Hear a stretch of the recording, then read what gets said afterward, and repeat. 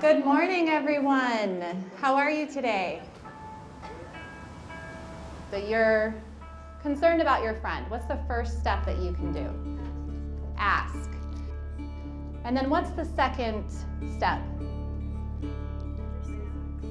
Listen. It's a Tuesday morning at Pima Community College, and students are gearing up for a conversation unlike any they've had before. My name's Raquel Goodrich. I'm here with an organization called Text Talk Act. And today we're going to do an interactive... Text Talk Act it's a conversation. It's an activity that allows students and participants to talk about mental health.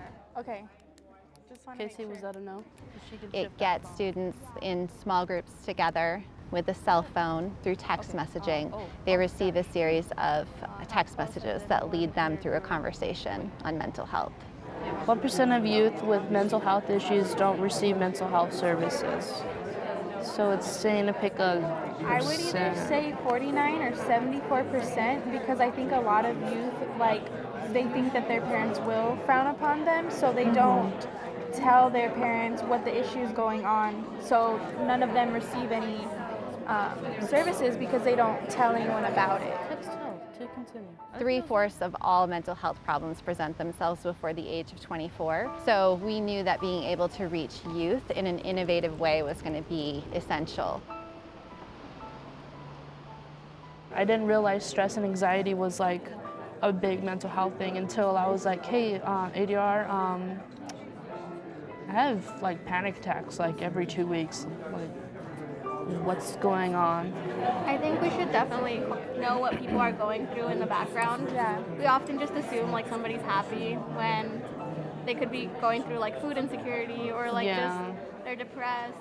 We had an independent evaluation done back in 2015.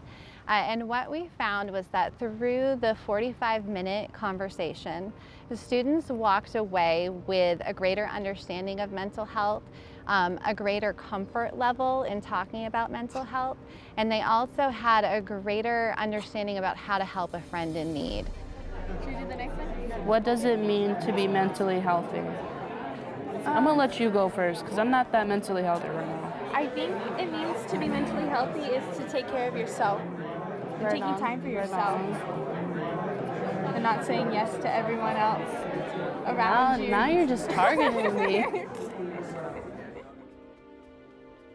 The Text Talk Act conversation gave Pima Community College sophomores Jade Pena and Angelica Mejia new insights and a new lens through which to see their experiences. It was a way for all of us to talk about things, and I think we spoke on things for longer because things kept coming up. We're trying to become more open to the ideas, but People don't have to feel like they can't talk about it. Luckily me, when I was growing up, I was able to talk to my mom about it, but if a lot more people had that supportiveness, then they wouldn't have to grow up and take so long to get help. I feel like all cultures hesitate on some mental health issues, and if they identify in LGBTQ, then it's definitely frowned upon. And I think it's important because it's shunned. From my own experiences and my culture, being in a Hispanic culture, it's not really a thing at all. It's like, oh, you'll be okay, sleep on it, just don't think about it. The next day will be better. Most cases, no. Mental health is an issue, and it is valid, and that it is okay to have mental health issues, and it's okay not to know what they're about, because that's what this is all about. Well, see, me, spiritual is a big part of who I am. So that's when I get my crystals and I meditate, and I like to light incense and candles. And I need to work on that. Where would I be? I need to work on it. I think that really helps. I think another thing is going outside. Yeah, well, she's just reading out loud. So far, Text Talk Act has reached more than 125,000 students across the country. Now the app is returning to its roots. First developed with the University of Arizona's National Institute for Civil Discourse, it's bringing its focus back to schools in southern Arizona. Of coming depressive episodes. We're really looking at going into all of the school districts throughout the area to bring Text Talk Act into classrooms. And we'll typically work from 6th grade up through college. So, each of those grades are appropriate for the Text Talk Act conversation. Doing things out of my comfort zone and just trying new things. Awesome. The goal is to teach youth about the power of being willing to ask and to listen. Yeah, so this man lives in Australia. He lives across the road from a cliff where people go when they're contemplating suicide.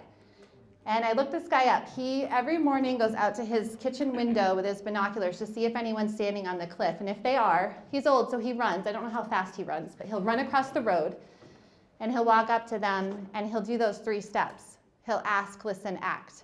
And he will invite them back to his house for a cup of tea.